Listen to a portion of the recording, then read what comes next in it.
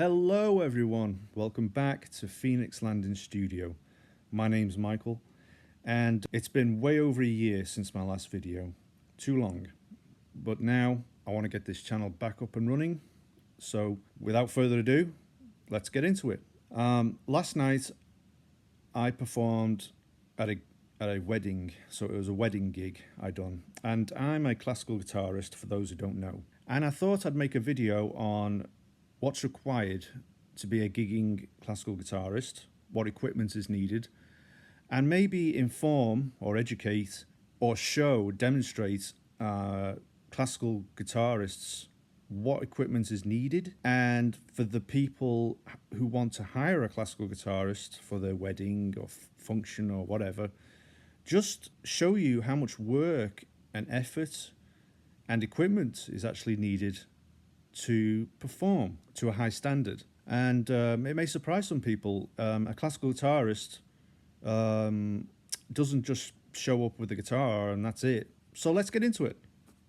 Okay everyone, let's start with the basics. You're going to need a classical guitar. You're going to need a music stand, because not all of your repertoire you're going to be able to memorize. And if it's a wedding thing, there may be some songs or something that the bride or the groom are going to want to hear. So you're going to need a music stand. A sturdy music stand, something that's not going to blow over, because you never know if you're going to be outside. Also as well, a little tip, if you're going to have sheet music on the stand, make sure you can pin it down. Paper clips are good, or blue tack, to keep the papers from blowing away. And I always take with me a chair. I know it's my gigging chair, and it's the right height for me, and I'll know I'll be in the right position every gig. So I take my own folding chair. Now, because I'm a classical guitarist, most of the time a lot of weddings or receptions are going to be held in hotel function rooms. These rooms are usually, can fit 200 to 300 people in them. They usually consist of high ceilings, at least 18 feet, and they're carpeted. And once everybody's inside, the room is dead. It's not like a church. The reverb is gone. So, and also as well, because the rooms are usually very long, just a classical guitar is not going to cut it. So you need to be amplified. And I know that's a thing with classical musicians, but being able to be amplified is the way to go for most gigs, at least 90% of your gigs. So what I use is a Bugera 60 watt little amplifier.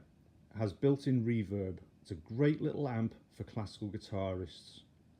It's not much money, because the only other step up is amps that are manufactured in Germany, which cost way over $1,000 or more. But this little thing, it's got its own little stand. You can rotate the amp up an angle, and so that the audio is coming out to the crowd. It's not just stuck on the floor. There's a little, it has its own little stand. And like I say, 60 watts for a classical guitar is good enough. It's not going to rock the house, but it's pleasant enough to listen to. And like I say, it's got its built-in reverb. You're going to need your footstool. That's going to have to be a sturdy footstool as well. And because we're going to be mic'd up, you're going to need a mic stand. A mic, I use a dynamic mic. I don't use a condenser mic. However, what's good about the Bugera amp is that it can supply 48 plus phantom power for a condenser mic.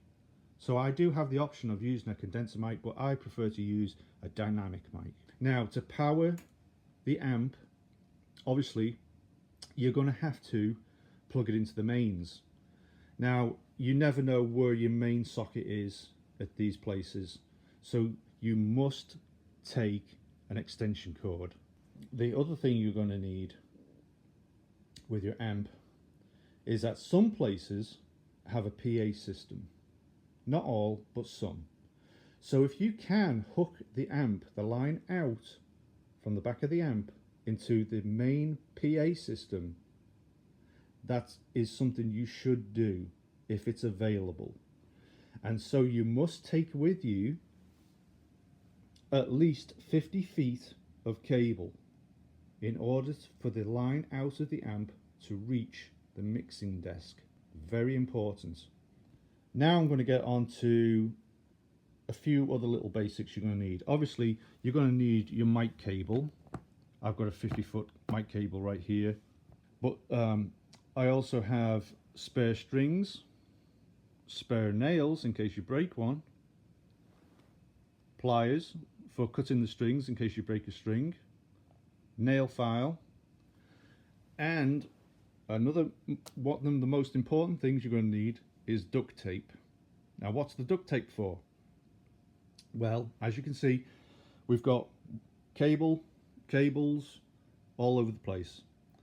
Those cables, particularly in hotels and function rooms, they need to be secured. If they're in the public's walkway, those cables need to be secured down to the carpet.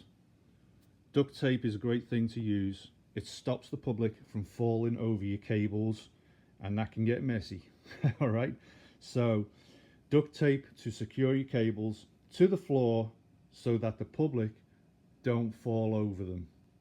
And now, just on a side note, I'm just going to talk about air turn products.